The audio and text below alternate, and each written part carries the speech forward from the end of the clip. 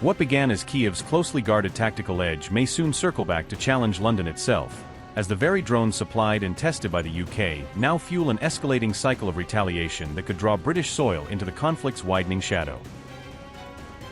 With every long-range strike launched using British-made technology, Ukraine tightens the strategic bond with London, pulling the UK further from the sidelines and into the heart of a high-stakes confrontation that risks direct Russian countermeasures against British interests. As Ukrainian forces unleash their most daring offensive to date, targeting critical energy infrastructure far beyond the front lines, all eyes turn to Moscow, where the Kremlin faces mounting pressure to respond with a move that could redefine the entire trajectory of the war. In a single sweeping operation involving more than 800 unmanned aerial vehicles, Ukraine has demonstrated an unprecedented capacity to overwhelm Russian air defenses, provoking urgent calls within the Kremlin for a punishing retaliation that could target both military and civilian sites.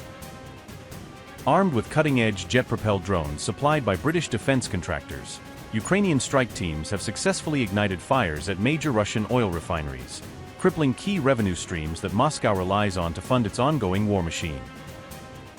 The BAE Systems developed Nyan, a high-speed carbon fiber attack drone originally tested by the Royal Navy, has now been confirmed in action, striking vital oil processing facilities in the Moscow region and signaling a new, more dangerous phase in the aerial campaign against Russia's energy backbone. Over the past half-year, drones once trialed in British maritime exercises have become the spearhead of Kyiv's deep strike strategy, raising urgent questions in Westminster about the extent of the UK's entanglement and the potential for Russian reprisals against British military or industrial targets.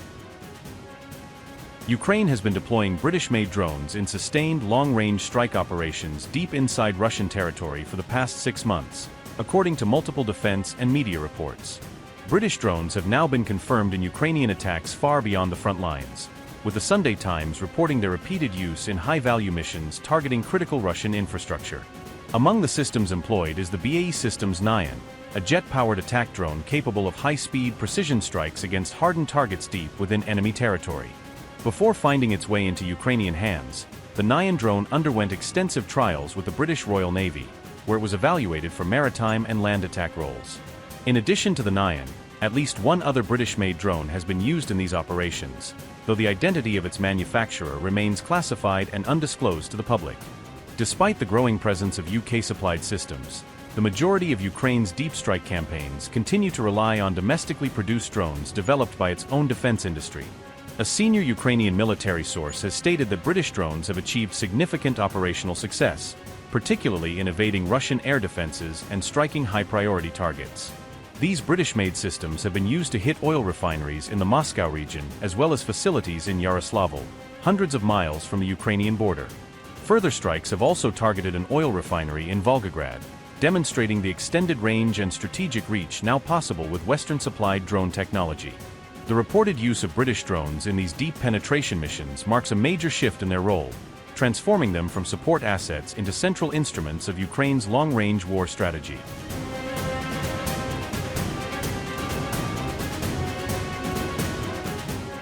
On August 16, Ukraine unleashed one of the largest aerial assaults of the war, launching more than 800 drones across multiple Russian regions in a coordinated high-intensity strike operation.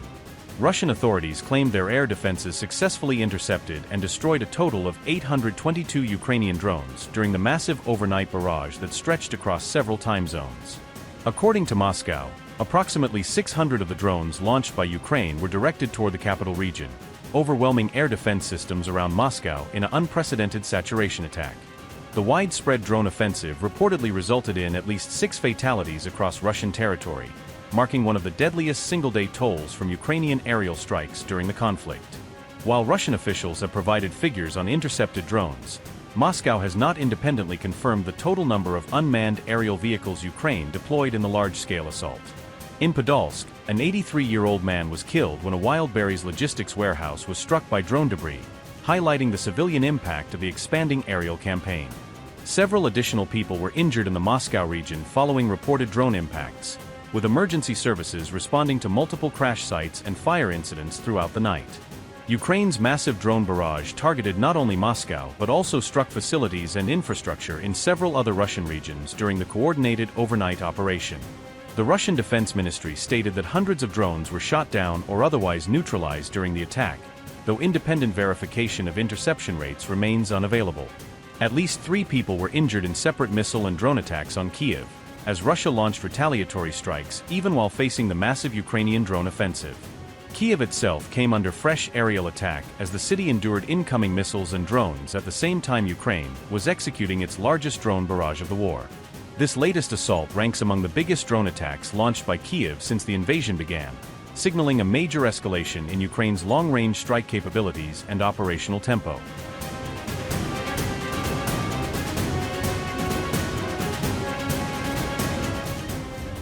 The US has moved to authorize Turkey's transfer of US-made weapons and missiles to Ukraine, according to RT.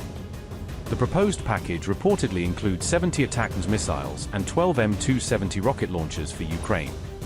Turkey's stocks also reportedly include more than 2,500 M26 rockets equipped with cluster warheads. The package includes 47,000 cluster artillery shells and is valued at around $280 million, according to reports. The U.S. State Department submitted the proposed weapons transfer to Congress on August 6 for approval. However, Russia has warned that the transfer could damage Moscow's relations with both Washington and Ankara. A Russian Foreign Ministry spokesperson said the proposed deal would further undermine mutual trust between the countries, RT reported. Maria Zakharova questioned why the US and Turkey were opening what she called another Pandora's box. Maria Zakharova said, and I quote, "Attempts to use peacemaking rhetoric while simultaneously supplying weapons to Ukrainian Nazis inevitably undermine mutual trust. The issue is not only the casualties and destruction that the authorities in Kiev seek to increase, but also the serious damage to our bilateral relations with Washington and Ankara." Unquote. Russia also questioned how and when the American-made weapons would ultimately reach Ukraine if the proposed transfer receives approval. Moscow had previously warned that Western long-range weapons were deepening NATO's role in the Ukraine war and increasing escalation risks.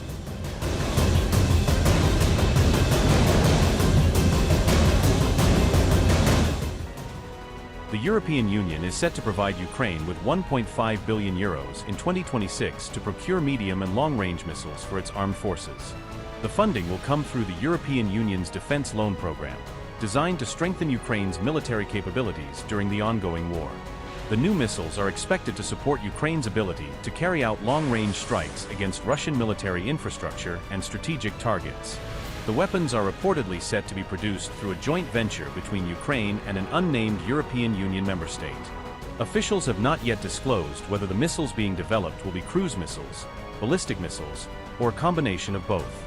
Ukraine could receive as much as €40 billion from the European Union's €90 billion defense loan program by the end of 2026 if approved.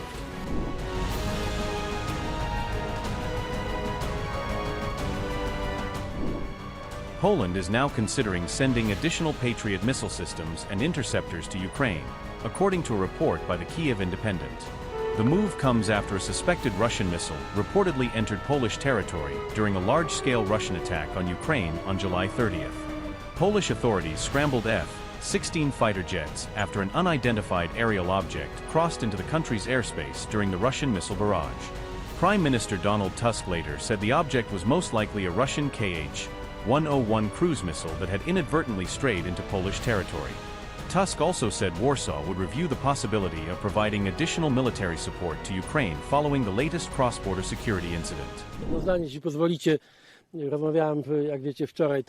I also spoke yesterday, as you know, coincidentally in Lublin with President Zelensky about what is happening in the air over Ukraine and what might happen in Poland. And we both declared a readiness for full cooperation in all possible coalitions, teaming over the safe skies above us and above Ukraine. I know that today it may not be very popular to speak well of Ukraine, but I know, and this knowledge is much more important, that the security of Poland depends directly and straightforwardly on the effective actions of the Ukrainian military, also in the air. If the Ukrainians had much more of what they are constantly asking for, perhaps that ballistic missile would not have flown into Poland.